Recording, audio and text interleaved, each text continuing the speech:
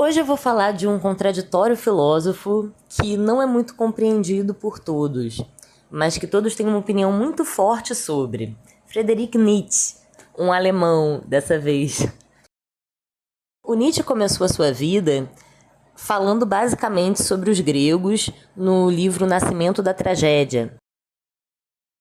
Isso significa ser adepto dos ideais gregos, a retomada do teatro grego, e tudo isso é muito presente no primeiro livro do Nietzsche. Outras ideias do Nietzsche que são fundamentais para entender a filosofia dele, essas ideias mais comuns e que todo mundo conhece, é a ideia do super-homem, né, muito conhecida, e aquela questão pro filósofo, o martelo da verdade, essa espécie de martelo de teste das certezas do mundo que o Nietzsche falava, que é uma fonte que você vê de ceticismo na obra dele, né? Então seria a frase do Nietzsche, Deus está morto, seria a frase que exemplificaria o que o Nietzsche estava querendo dizer. E isso também dá para se falar muito do classicismo de Weimar. E ele próprio se corrige, o Nietzsche, porque quando ele era jovem, ele também tinha essa ideia do romantismo, da natureza, da saúde. Ele cultivava esses valores também como todo jovem. Mas aí ele envelheceu e ele percebeu que você podia ter uma fonte de autoritarismo nisso, de maldade, né? E ele denunciou muito isso. O que é uma coisa engraçada, porque muitos vão querer associar a ideia do super-homem, falar ali do nazismo, em relação à irmã do Nietzsche, que depois seguiu a obra dele e tal. Mas o Nietzsche, ele era muito mais revolucionário do que isso. Eu argumento que o Nietzsche era muito de esquerda, ele falava de esquerda, de socialismo, falava diretamente, tinha crônicas políticas incisivas, ele escrevia às vezes de efemérides, mas na verdade não. O Nietzsche era muito profundo, ele tinha muito método para desfazer o método. Então, quando ele se revisa, né, entra nessa contradição, ele repara que parte do seu trabalho era costurado de maneira muito, muito elitista. Ele tinha essa primazia por esses autores e gostava mesmo da obra tanto do Fagner quanto do Goethe. Tinha toda essa onda de romantismo alemão e o Nietzsche embarcou nessa onda de romantismo alemão. O livro Nascimento da Tragédia acreditava nesse certo humanismo, né, nesse retorno aos valores gregos, mas o próprio Nietzsche escolhe se revisar e abandonar essas ideias, porque ele vê que o Wagner começa a fazer uso do antissemitismo, começa a ter uma ideia cristã de autoritarismo, a ter uma ideia de pureza virginal, falsa, errônea ali. E o Nietzsche vê tudo isso e ele escreve no fim da sua vida muito contrário a esses ideais que ele a vida inteira professou como alemão, né? Como um cara que gostava disso, né? Que ele fala das pernas altas e grande obediência. Como você consegue identificar um alemão? Ele fala nesse livro. Esse livro, o caso Wagner, ele também tem muitas coisas muito interessantes. Tem uma situação que ilustra muito essa opinião do Nietzsche, que varia, né, do Wagner, que ele fala assim: o navio de Wagner seguiu durante muito tempo alegremente seu curso. Sem dúvida, era aí que Wagner conduzia sua mais elevada busca. O que aconteceu? Uma catástrofe. O navio bateu contra o Recife. E o Recife era a teoria de Schopenhauer. Ele ainda completa de maneira muito engraçada, dizendo ainda assim: Brunilda tinha que se despedir do amor livre e do prazer, porque isso começou a ser considerado uma utopia socialista. Então aquela arte que parecia que ia transgredir todos os costumes, que ia gerar uma modernidade na Europa, acabou, na verdade, coroando os ideais do cristianismo, que o Nietzsche, muito sabiamente, costurou as origens da genealogia da moral no seu livro, né? A Genealogia da Moral.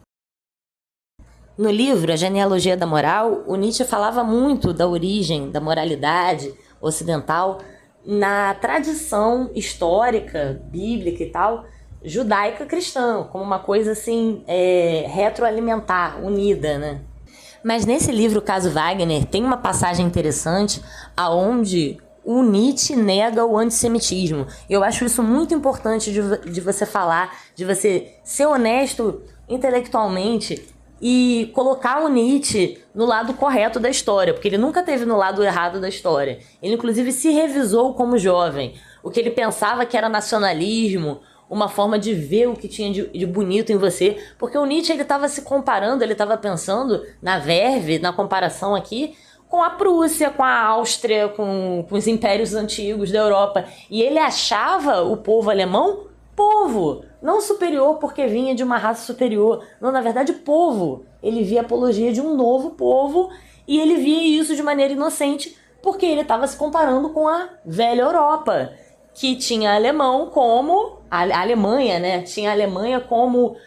essa aqui é a minha filha mais pobre. Dessas nações mais antigas, mais loiras, né? Da Europa, saxãs, né? Era a mais popular, a mais híbrida. Essa é a contradição. O que, inclusive, assemelha a Alemanha ao Brasil, vale lembrar. Essa coisa da etnicidade, muito forte. Elencada na análise do que a gente chama de folk e vogue. Diferentes, são duas coisas diferentes. E aí o Nietzsche começa a reclamar de um monte de coisa do livro. Por exemplo, ele começa a falar: é mais fácil ser gigantesco do que ser belo.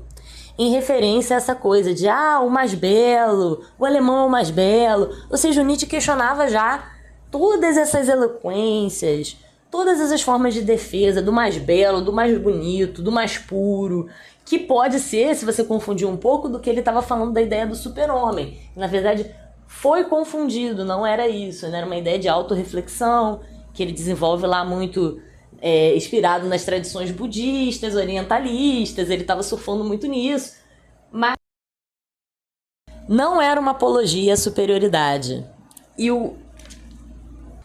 o livro do Caso Wagner prova isso com certeza. Aí tem uma parte muito engraçada que ele fala: como me libertei de Wagner. Aí ele fala de um festival que teve no verão de 1876. Aí ele fala a frase de ouro aqui: não suporto nada ambíguo. Desde que estava na Alemanha, Wagner se inclinava progressivamente a tudo que eu desprezo, até mesmo ao antissemitismo. Era então mais do que tempo de me despedir dele. Richard Wagner, aparentemente o mais vitorioso, era na realidade um decadente desesperado que se tornara frágil, logo caiu, prostrado e impotente, aos pés da cruz cristã. Vale falar aqui um pouco agora, depois de já ter falado um pouco sobre o livro, passagens e tal, um pouco do contexto histórico da época. O que a Alemanha estava vivendo no século XIX para ter tanta efervescência de novos pensamentos, novas formas de pensar a nação. O que estava acontecendo na Alemanha dessa época? A Alemanha e a Itália se unificaram de maneira tardia, mas nas suas penínsulas, nas suas regiões, já se falava a língua tanto alemã quanto italiana, tornando fácil o processo de unificação, não pelo processo político, mas sim pelo processo cultural. E isso explica muito a efervescência do resgate das ideias clássicas dos gregos, explica muito o processo do neoclassicismo. Também, outra coisa que estava em voga na época era o neocolonialismo, que andava de mãos dadas. Então, uma nova forma de colonização da África. As nações africanas sendo divididas em tratados por essas nações europeias que estavam se consolidando agora e entrando nessa forma de disputa. E nisso, a Itália nem tanto, né? Mas a Alemanha, por exemplo, fez parte do processo de neocolonialismo. A Bélgica também, todo mundo fala das crueldades do rei belga. Mas a Alemanha, no século XIX, viveu a unificação feita pelo Otto von Bismarck. Então tinha aquela centralização na figura do militar, do general. E aí começou essa ideia do Reich, essa ideia cultural do Reich, que foi então importada depois pelos nazistas, tentando resgatar essa ideia de Alemanha forte do século XIX, que tinha uma verve militar muito grande. Era assim, os impérios antigos da Europa, a Santa Aliança Antiga, o Império Austro-Húngaro, estava todo se desfazendo. Então eles decidiram dominar a parte citatina popular de todo mundo, mais conhecida mais consolidada que se conhecia, urbana, cosmopolita. E esse lugar é a Alemanha, como se fosse o lugar mais popular dos lugares ricos, para falar assim de maneira bem comum. Então o teatro, as peças, Goethe, Richard Wagner, toda Beethoven, toda essa cultura de efervescência cultural gerou essa ideia de espírito popular. Até o Beethoven, se você pensar, é música com drums, né? O Beethoven, se você perceber, era bem roqueiro porque usava os tambores já. Se você perceber, tambores é uma herança tribal. Então a Alemanha também surfava em orientalismo, apesar da moda do neoclassicismo. Enfim, o que eu quero dizer sobre o Nietzsche é que é como se ele tivesse percebido a decadência do romantismo alemão, a decadência do nacionalismo em geral. Como que isso podia ser deturpado? Ele já estava, inclusive, então sentindo o século XX, os rachas que levaram à Primeira Guerra, e identificando então por que a Alemanha viria a perder no fim da Primeira Guerra Mundial.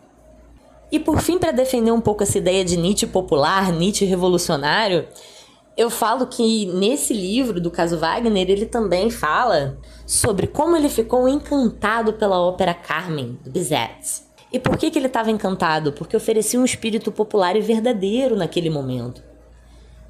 É impressionante uma coisa. É impressionante que Nietzsche, que pode ter sido um dos intelectuais mais arrogantes e seguros de si, é impressionante que ele tenha se revisado e escrito que estava completamente errado. Enfim, o que Nietzsche reflete aqui é: quando a vanguarda se torna moralismo.